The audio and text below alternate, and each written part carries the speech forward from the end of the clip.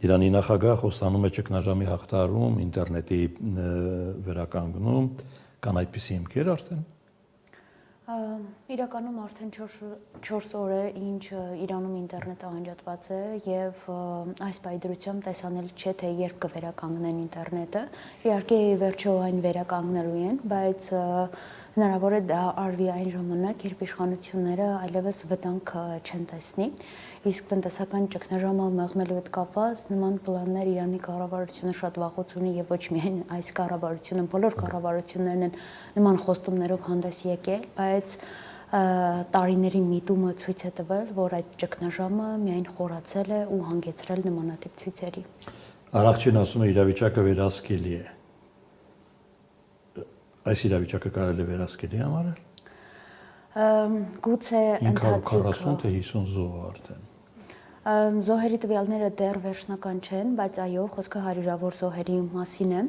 Գուցե իրենք համարում են, որ վերահսկել են այդ ցույցերի պիկը, որովհետև հունվարի 7, 8, 9 եւ գուցե նաեւ 10 ցույցերի բավականին ուժգին ժամանակահատվածն էին ու այդ զոհերի մեծ մասը օրինակ հենց այդ ժամանակահատվածին են վերաբերում։ Գուցե իրենք կարողացել են ճնշել այդ ուժգնությունը, մեզ համար իրականում սա պարզ չէ, որովհետև ինտերնետի բացակայության պայմաններում մենք շատ սահմանափակ ինֆորմացիա ունենք Իրանից, երբ այդպիսի հայտարարություն անում, գուցե հիմքը նա է, որ իրենց հաջողվել է այդ ուժգնությունը ճնշել, բայց ընդհանուր իրավիճակը համարել կառավարելի, չեմ կարծում հնարավոր է այդպես բնութագրել, որովհետև երկրի այդ իրավիճակի, սոցիալ-տնտեսական իրավիճակի նման վատթարացման պայմաններում ցանկացած հերթական ուժգին ցույցի համար պետք է մեկ շարժառիթ։ Ռանակ, ասեք, ո՞րն է այս ճգնաժամի իրական պատճառը։ Հիմա Իրանից հատկապես գործող իշխանությունը շատ է տարածում այն թեզը, որ դրսից են ներմուծել այս անկայունությունը Իրանում։ Լավ, դուրսը մի պահ թողնենք։ Ներսը հանդարտ էր, ամեն ինչ իդեալական էր, դրսից կարողացան այսպիսի ցնցում առաջացնել։ Իհարկե ոչ, ներսը հանդարտը չէր եւ առհասարակ եթե զուտ ցույցերի տեսանկյունից ենք նայում, վերջին տարիներին ցույցերը Իրանում ուղղակի պարբերական բնույթ են ունեցել։ Տարբերվել է դրանց ուժգնությունը, բայց դրանք եղել են կարելի ասել գրեթե ամեն օր։ Օրինակ եղել են լոկալ բնույթի, ինչ որ խնդրի շրջանակներում ենթադրենք ջրի խնդիր, այո, կամ էլեկտրաէներգիա, իսկ հիմա ընդգրկել է Իրանը ամբողջ եւ շատ ավելի ուժգին է, քան նախկինում եղած ակցիաները։ Մինչև այս պահը մեզ համար ամենաուժգին, այսպես բողոքի ալիքը, որ եղել է Իրանում, համարվել է 2022-ի ալիքը, ընդ որում 22-ի ցույցերը դեռևս իրենց տևողությամբ, դրանք տևել են 3 ամիս, շարունակում են լինել առաջատարը, բայց այս ցույցերից էլ դեռ այսպես հստակ ինֆորմացիա չունենք, չգիտենք դեռ արդյոք վերջացել են, թե դեռ ընթացքի մեջ են ու դեռ կտևեն, օրինակ, չգիտեմ, ենթադրենք մինչև հունվարի վերջ կամ փետրվար եւ այլն, բայց համենայն դեպս իրենց ուժգնությամբ, մարդաշատությամբ ու նաեւ ռադիկալիզմով այս ցույցերը արդեն իսկ գերազանցել են Իրանում անցկացված բոլոր ցույցերին։ Հիմա այս դրության կառավարողը ով է Իրանում, իշխանություն, հոգևոր թե աշխարհիկ իշխանություն։ Իրանում այդ երկու իշխանությունները, եթե այդպես ենք բնութագրում, ընդհանուր շատ սերտ աճած են, միահյուսված են ու դժվար է ասել, որ Եվ չունեն ներքին հակասություններ կան տարբեր ինստիտուտների մեջ, օրինակ կառավարություն եւ ենթադրենք այլ ինստիտուտներ, որոնք ավելի պահպանողական են ու դա տարբեր կառավարությունների դեպքում շատ ավելի ցայտուն է երևացել, ենթադրենք Հասան Ռոհանիի նախորդ Էբրահիմ Ռայիսիից առաջ եղած նախագահի օրոք շատ ավելի ցայտուն են երևացել։ Փեզեշքյանի ընթացիկ կառավարության դեպքում եւս էլի կան նման տարաձայնություններ, բայց Փեզեշքյանը հնարավորինս այսպես Լարա Խաղացի նման փորձում է բոլոր ինստիտուտների հետ լավ հարաբերություններ ունենալ, բայց հենց այդ ինստիտուտների բազմազանությունը ու նաեւ դիրքորոշումների տարբերությունը հաճախ բարդացնում են իրավիճակը։ Եթե իրանական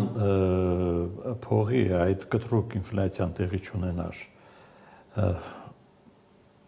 մենք այսպիսի իրավիճակի չէինք հանդիպի։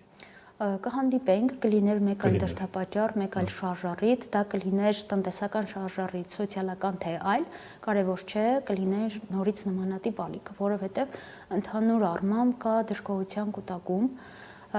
տարիներ շարունակ է դա կուտակվել, կա 22 թվականի ցույցերից հետո հիասթափության շատ ավելի մեծ ալիք, հասարակություն, իշխանություն շատ ավելի մեծ,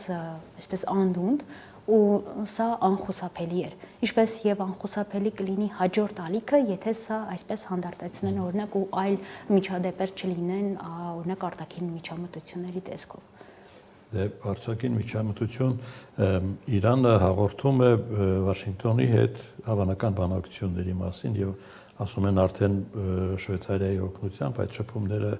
կան։ Վաշինգտոնն է որոշելու այս իշխանության ճակատագիրը։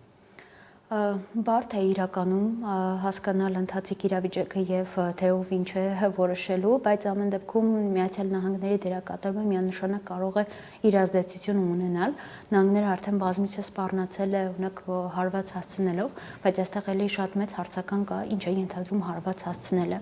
Արդյոք դա ենթադրում է անձի թիրախավորում, օրինակ Գերագույն առաջնորդի, արդյոք դա ենթադրում է ենթակառուցվածքների թիրախավորում, օրինակ ռազմական կամ անվտանգային ուժերի։ Այսինքն այստեղ կան ինչ-որ հայտարարություններ, բայց ոչինչ պարզ չէ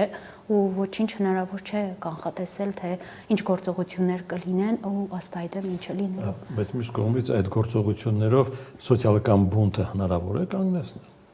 Մարդիկ բողոքում են այլ բանի դեմ, ոչ թե այն թիրախների, որոնք ամերիկան հավանական